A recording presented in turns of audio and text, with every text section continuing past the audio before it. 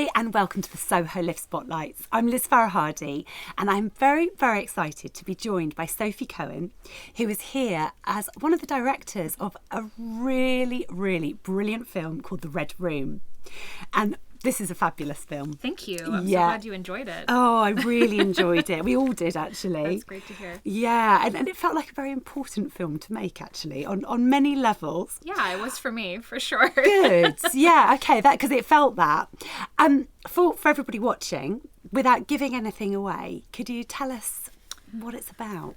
It is about women working, male entitlement, and maybe not getting exactly what you hoped for. Yeah, knowing the film, that's brilliant.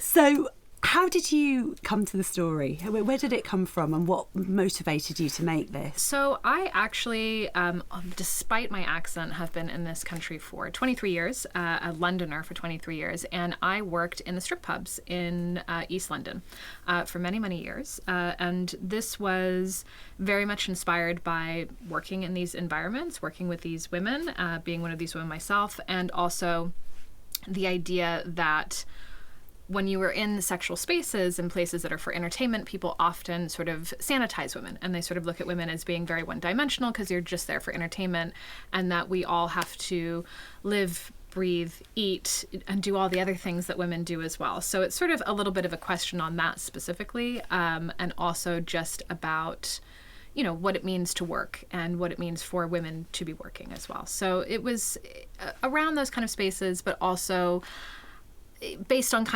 slightly based on true stories of things that I've experienced and other people have experienced working these spaces too. I don't want to give anything away, so I'm trying to be quite careful about what I actually say. If you'd seen the film, I would say it in maybe perhaps a different way. Yeah, no, absolutely, because it's not what you expect. It's not what you expect. That's what's amazing. But I mean, what I loved about this film is you watch so many of these films about sex work, and it is this same old trope written by people who you can just tell have never worked in that industry or don't really understand it. And this, it felt really different. It felt very true and very real. And it was actually, the camaraderie. Yeah, so I mean that bit at the end I think is what you're talking about. Yeah. Everybody sort of thinks is just ad lib, and it's not. It was totally scripted, which I was so proud of everybody for being able to give it that space. And it was a really hard part. We did the entire shoot in one day. Wow. Aside from some little pickups just from the beginning of it, and including the pre-light and everything. So it was a very intense day. It was shot in a strip pub in East London called Brown's, which has been there for 40 years. And is part of the fabric of East London. And everybody who's in the film has either had experience being a stripper, has worked within sex work, is sex work adjacent, or has been a customer in those spaces as well. So we really did try and give it as much authenticity as possible, and true lived experience as possible. And a lot of people were playing something that felt very close to their hearts. And sometimes when you see films do that, it doesn't quite work, because you're trying to, get people, you're an actor yourself, so trying to get people to do stuff. But, people who are strippers are actors all the time. And so I was very confident they would all be great at it. And my best friend is the lead in it, and Holly Hoyland, who is absolutely brilliant. And she was like, I can't do this again. I was like, you're going to be amazing. And actually the only actor that we had was the male lead. And he was just great. He was so supportive of everybody, and also just blown away at how all of these people were just able to absolutely slide into character immediately. Yeah, it was incredible. How you co-wrote it, right? I did, yes. And you co-directed it? I did, yes. So how did that come about? So I ran and still do run a company called House of Vixens, which has morphed a little bit more into the space now of film, and then also doing things within the erotic space in general. But it started many years ago as an erotic cabaret company. And so my stripping was basically to pay for my art. And so I'd create these beautiful underground erotic shows that was, my life is lived in this very subversive space. A lot of people don't feel very comfortable going into that. So I tried to create environments where people could go into it and just feel more confident and comfortable, and view it as art, because sometimes people feel very uncomfortable with sex. So I'm always trying to make people feel more comfortable with that. And during the pandemic, we were fucked. We couldn't do any, underground erotic immersive shows. Not at the top of like pandemic safety. So no, I suppose not. It was not. We were not super popular at that time. So during that time, one of my dear friends, Michael Lindsay, who's my co-director and co-wrote this with me, he runs a boutique film studio called 16 Ounce, which is based in North London. So we're all very London based.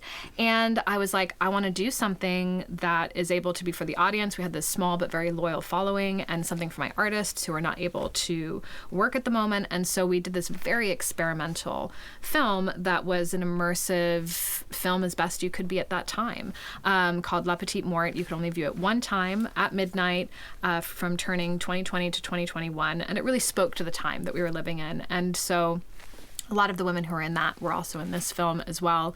And we just totally gelled immediately. And it was something where he's worked in the industry, but more in a commercial and beauty space. Right. And I'd always been in this like weird underground sort of cult space. And so we both kind of brought something to the table that the other one didn't have. And I'd always been deeply fascinated in film because I always wanted to reach as many people as possible. But it's hard to get into when you're, we were talking briefly before we started recording this, when you're a woman and you're a bit older. I didn't go to film school. I didn't do any of that stuff, but I have a real natural understanding of story and connection and taste and beauty and all that kind of stuff. And I'm very lucky to have a directing partner who is so good at all of those things and all of the technical things, and is like, I want to see more women in film. I want to support women in film. And so was just spent the entire pandemic sitting down with me and being like, this is how this works. This is what this is. Watch this film, do this. So it was like, I kind of had film school and the opportunity to make this experimental film that, had I understood what I was trying to do, I probably would have freaked out and not done it. But because I didn't know what I didn't know, I was like, we can do this. It's fine. He's like, okay, let's do it. But it was a great success. And it was really, it's what I spent my pandemic grant on. And we made our money back. So it was great. So that was kind of how we started working together. And then this short that we did, it was really interesting because I come from the inside of it, and he'd actually never been to a strip club before and had no interest. So I was like, well, you got to go. And so he went, and he had a very different experience than me. He was like, I don't want to be a customer. This is lame. I want to be a stripper, right? So I had to take on board the fact that maybe the experience wasn't as nice for him as it was for me. And I actually really like that. And I feel that inclusivity is getting as many gendered perspectives, socioeconomic perspective, everything across the board. And so I really like having a male counterpart to work with, because it sort of pushes back on things for me, and we discuss things together and fight about things together, and then come up with this together. So it was, it's always been a great experience. It's actually really nice that doing it with a bloke as well, isn't it? Great. Yeah, that's a really nice kind of counteract to go, actually we can all work together. Absolutely. No, and I love men, so I'm never fabulous. Never down on the guys. With the writing, was it kind of that you wrote down your idea, you got it there, and he kind of guided you with that, or was it very collaborative? No, we would really collaborate on everything. I mean, the only thing we don't collaborate on is any technical things. I mean, earlier, I think one of your team was like, you could ask Eric the technical questions yourself. I'm like, that would be pointless. So he is very good with all that, and I'm not going to try and learn that as a 41-year-old woman right now. But so on that stuff, I defer to him completely. And he was a DP as well. So it's quite lucky that we've got that together. But no, on everything when we write together, it's very much, we collaborate, we'll maybe both go away and put some stuff down and then come back again and be like, oh, that one's better than mine, or yours is, and so it's, nice. we really share that out quite a lot. So I have to ask, because like there's a part in the film where it could have quite easily slipped into sort of the titillation or whatever. Yes. But instead you managed to get a really amazing balance. This sort of the level of voyeurism. Yeah. How did you work that? I'm trying not to give things away. Yeah, that was a big conversation. I bet it was. I come from a space of asshole out always. Get as naked as possible. Everybody be nude. And so, but we were kind of like, okay, we won't be able to show it anywhere, and like we won't be able to put it on social media. So there's just that, which you have to kind of, which I don't want that to be the main thing, but it's a short, right? So it's like in a feature film, of course, you can have some really hardcore stuff happening, and then you've got tons of other stuff to pick from. Yeah. In a short film that's 7 minutes long, it's like, this could be a challenge. But also there was kind of an element of like, you know, I'm all for nudity, but maybe, you know, just go to a strip club if you want to see a naked woman. That's cool. Like, pay her would be a good way to start on that. And how much did we need to use nudity to be the vehicle of the story? Not actually that much, right? And so, of course, you want to see that this is somebody who is using their physicality to earn money, and that is an absolute part of the industry. And there are other times where being more titillating would make sense for the story. But I'm kind of, as much as I come from somebody where I've been more naked than not naked in my life, and it would be harder for me to work out how many people hadn't seen me naked than have. So it's like, it's a comfortable space for me, but I don't want to just use it because it's like, oh, hot girl, tits out. Let's just do that. Yeah. So it's like, how can we tell this without overusing that, but then also not ignoring it, because it is very much part of the world. So we had a lot of conversations about it, a lot of conversations about camera angle. How are we going to do this? You know, how much can we show? What looks too gratuitous versus not? And so it was a big back and forth on that. And I was actually pushing more for probably more nudity because I always want it. And then, but it was interesting. And I think that's where having a counterpart is really helpful for somebody to go, but, you know, what's the reason for that? What is the reason? And it's because I'm so comfortable with it. And then I have to start thinking about I want to get more people on side. I want to get more people wanting to be interested in these worlds and watch these worlds. And so if you're sinking into something that they feel is offensive quickly, well, how can we get people who would maybe not naturally watch this want to watch this? Yeah, I mean, I think you got the balance brilliantly. Thank you. I really do. I think it was perfect. It was that's such a good balance, because there's such a danger, isn't there? So many of the films about anything to do with sort of like with stripping and thing, it goes into drugs or mental health, or, you know, and it's this whole kind of like, it's the same old thing. But whereas with this is a very human story, and it was actually a day at work. It's just a day at work. Yeah. And, you know, and I think this is a big thing that I'm always trying to push against, because it's, you know, it's very easy, I think, to show marginalized people in spaces where they have no voice or that they're having a hard time. And especially with something like sex work, people feel very morally troubled by it. You know, I'm kind of constantly like, if you don't have a problem with a construction worker using his body to make money, I don't really see how you have a problem with a stripper or an escort or somebody who works in pornography industries. Because at the end of the day, they're using their body to make money. You have a morality issue, and that's your stuff. And I hope to help you work through that, but it's not really my job.